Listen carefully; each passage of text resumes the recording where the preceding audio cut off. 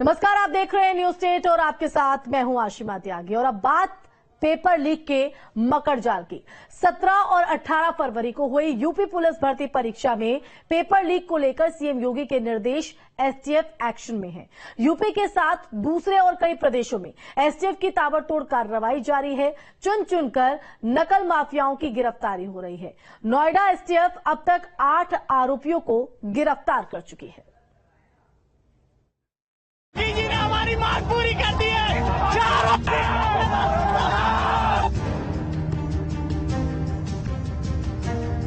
UP police भर्ती परीक्षा leak मामले में जारी एक्शन के बीच हर रोज नए खुलासे हो रहे हैं।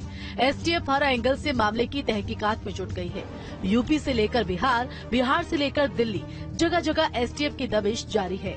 एसटीएफ अब तक 8 आरोपियों को गिरफ्तार कर चुकी है, जबकि जांच अभी भी जारी है।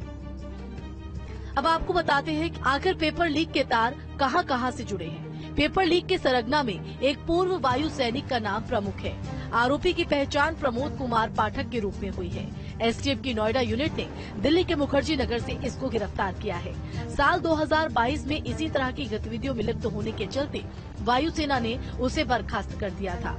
वो अपने दोस्त के साथ मिलकर सेना समेत दूसरी और परीक्षाओं में भर्ती के लिए एक कोचिंग सेंटर चला रहा था और उसी से फर्जीवाड़ा करता था। आरोपी प्रमोद के पास व्हाट्सएप पर यूपी पुलिस भर्ती का प्रश्न पत्र भेजा गया था। प्रश्न पत्र किसने और कहां से भेजा, एसटीएफ इसकी भी जांच कर रही है। यूपी पुलिस भर्ती के एग्जाम में धांधली करने वालों के खिलाफ यूपी एसटीएफ की कार्रवाई लगातार जारी है। प्रमोद नाम के एक नेवी के बर्खास्त कर्मचारी को एसटीएफ ने गिरफ्तार किया है। ये दिल्ली के मुखर्जी नगर से इसकी गिरफ्तारी की गई है। एसटीएफ की पूछताछ में सामने आया है कि लखनऊ और प्रयागराज से इसके व्हाट्सएप पर एग्जाम पेपर भेजा गया था। यूपी एसटीएफ के अधिकारियों का कहना है कि प्रमोद की गिरफ्तारी के बाद कई पुख्ता सबूत हाथ लगे और प्रमोद पिछले काफी दिनों से इस तरीके की परीक्षाओं को लीक कराने का काम किया करता था और ऐसी गतिविधियों में लिप्त होने के चलते उसको सेना से बर्खास्त भी किया गया था। प्रमोद की चैट से कई अहम खुलासे होने की जानकारी यूपी एसटीएफ को है। साथ ही साथ उसके मोबाइल में जो कॉन्टैक्ट नंबर हैं उनको लेकर भी लगातार पूछताछ की जा रही है। और इस बीच बात बिहार कनेक्शन की करें तो झांसी में एसटीएफ की तरफ से गिरफ्तार रजनीश रंजन बिहार के कुख्यात गैंग रंजीत डॉन से जुड़ा हुआ है, जिसे नकल माफिया और पेपर लीक के मास्टरमाइंड के रूप में जाना जाता है। झांसी से ही गिरफ्तार अमिताभ रावत व्यापम घोटाले में जेल जा चुका है और करीब 31 महीने तक वहां रहा। इस पूरे गैंग में बिहार के रंजीत डॉन का भी नाम सामने आया था और उससे जुड़े हुए कुछ लोगों को झांसी से यूपी एसटीएफ की नोएडा यूनिट ने गिरफ्तार किया था। अभी तक नोएडा यूनिट की कार्रवाई की बात की जाए तो 8 आरोपियों को गिरफ्तार किया जा चुका है।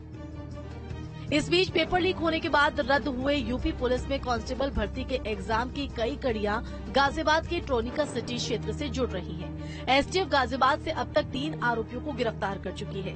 गिरफ्तार आरोपियों के पास से आगे होने वाले एग्जाम के एडमिट कार्ड भी मिले। पता चला है कि आरोपी दूसरे एग्जाम का पेपर भी उपलब्ध कराने की फिराक में था।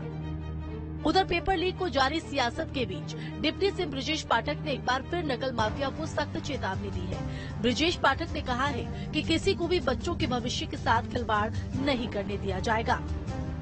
एक एक व्यक्ति को हम चिन्हित करेंगे। विद्यार्थियों के भविष्य से खिलवाड़ करने की अनुमति किसी को नहीं देंगे। हमारी सरकार पूरी तरह से परीक्षार्थियों के साथ, विद्यार्थियों के साथ खड़ी है। उनको पारदर्शिता के साथ हम सरकारी नौकरी में लेंगे। किसी भी स्थिति में हम इस प्रकार की कोताही को बर्दाश्त नहीं करेंगे, चाहे अधिकारी हो या जो इस प्रकार के पर्चा लीक कांड में शामिल निजी व्यक्ति हैं, उनके खिलाफ कड़ी कार्रवाई होगी। फिलहाल एसटीएफ हर एंगल और बारीकी से पेपर लीक की जांच कर रही है। इसमें व्हाट्सएप चैट के screenshot, viral video, messages, x पर शेयर की गई कई पोस्ट और हाथ से लिखे गए प्रश्न पत्र की प्रतियां भी शामिल हैं। इसके साथ ही एसटीएफ ने हाथ से लिखे प्रश्न पत्रों की लिखाई की जांच के लिए भी सैंपल जुटाने शुरू कर दिए हैं। गिरफ्तार आरोपियों के मोबाइल फोन को खंगाला जा रहा है। उनकी तरफ से जो डेटा डिलीट किया गया है उसे भी रिट्रीव करने की कोशिश की जा रही है। एसटीएफ की पड़ताल में ये बात भी सामने आई कि परीक्षा केंद्रों में इलेक्ट्रॉनिक उपकरणों से नकल रोकने के लिए जैमर लगाए गए थे, लेकिन ये जैमर काम नहीं आए क्योंकि लगाए गए जैमर 4G नेटवर्क के लिए थे। वो 5G कम्युनिकेशन को रोकने में सक्षम नहीं थे।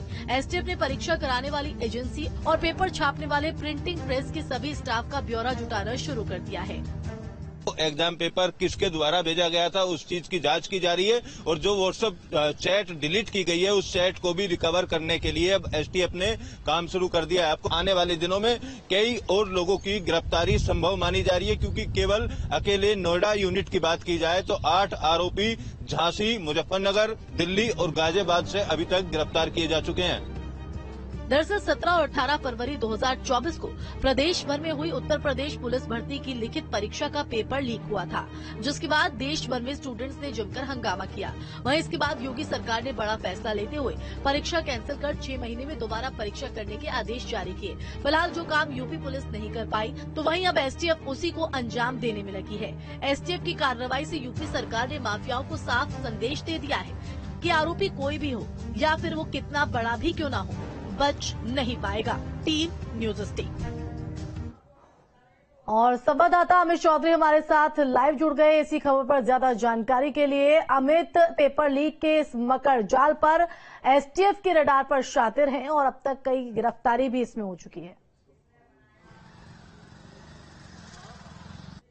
एसटीएफ की लगातार हैं वो इन लोगों की गिरफ्तारी के लिए काम कर रही हैं। अकेले नोएडा यूनिट की बात की जाए तो 8 अपराधी अभी तक गिरफ्तार किए जा चुके हैं जो इस नकल में शामिल थे। अभी प्रमोद नाम के जिस शख्स को एसटीएफ ने गिरफ्तार किया, ये सेना में काम किया करता था और 2022 में पेपर लीक मामले में इसकी जो भूमिका संदिग्ध पाई गई थी इसको बर्खास्त किया गया। इससे पूछताछ में कई अहम खुलासे जो हैं वो एसटीएफ के सामने हुए। इसके पास प्रयागराज और लखनऊ के कुछ नंबरों से जो प्रश्न पत्र है वो पहुंचा था, इस बात को कबूला है और उस चैट को डिलीट भी कर दिया गया है। किन नंबरों से वो मैसेज आए थे उन नंबरों को अब एसटीएफ खंगाल रही है। साथ ही साथ जो और लोग इन्वॉल्व थे उसमें प्रयागराज के कौन कौन लोग इन्वॉल्व हैं या लखनऊ के कौन कौन लोग इन्वॉल्व हैं, उन सब लोगों को लेकर बातचीत की जा रही है। जिस तरीके से 4 लोग गाजियाबाद से गिरफ्तार किए गए थे उसमें से एक मुजफ्फरनगर का रहने वाला भी था। तो ये सब अलग अलग इलाकों के रहने वाले लोग हैं और पेपर लीक कराने को लेकर चाहे हरियाणा में भर्ती हो, दिल्ली की हो या ऑनलाइन परीक्षाएं हो या इस तरीके की जो जब भी परीक्षाएं निकल कर आती हैं तो पूरा एक्टिवेट हो जाता है और अपने लोगों के साथ मिलकर इसी तरीके से पर लीक करने का काम किया करता है। इस तरीके के खुलासे भी अब पूछताछ में सामने आए हैं और कई पिछली परीक्षाओं में इन लोगों की भूमिका संदिग्ध रही है, जेल भी गए हैं जो गिरफ्तार हुए लोग हैं। और पिछले दिनों पूछताछ में ये भी एसटीएफ के निकलकर सामने आया था कि राजेश डोन जो बिहार का रहने वाला है, पेपर लीक का बड़ा सरगना माना जाता है, उसके कुछ करीबियों की भी संलिप्तता इस यूपी पुलिस भर्ती परीक्षा की नकल कराने को लेकर उसकी भी भूमिका बिल्कुल अमित, ये गिरफ्तारी तो अपने आप में काफी अहम हो जाती है क्योंकि बड़े खुलासे इन गिरफ्तारी के बाद, लेकिन साथ ही साथ उन लोगों पर, उन शातिरों पर भी जो इन लोगों को पेपर मुहैया कराते थे, जो इन तरह के पेपर उन तक पहुंचाते थे, उन तक पहुंचना भी एक बड़ी चुनौती होगा। बिल्कुल, देखिए कई ऐसे अहम सुराग एसटीएफ को मिले हैं। जब इन 8 लोगों की गिरफ्तारी अकेले नोएडा यूनिट ने की है तो कई ऐसे सुराग और कई लोगों के नाम एसटीएफ को मिले हैं। तो जो बड़े मददगार थे, इनके जो सरगना थे, शिक्षा माफिया थे, उन लोगों के नाम तक भी जल्द ही यूपी एसटीएफ पहुंचती हुई नजर आएगी। कई अहम खुलासे लगातार हुए और इनके पास से जो इलेक्ट्रॉनिक एविडेंस मिले, खासतौर से लैपटॉप या मोबाइल या जिन जिन फोन नंबर से ये लोग एक दूसरे के संपर्क में थे, वो भी कई चीजें यूपी एसटीएफ के हाथ लगी हैं। तो माना जा रहा है कि जो बड़े सरगना है वो भी आने वाले दिनों में एसटीएफ के हत्थे चढ़ेंगे और एक बड़ी कार्रवाई के तौर पर इन लोगों पर कार्रवाई सुनिश्चित की जाएगी क्योंकि खुद सूबे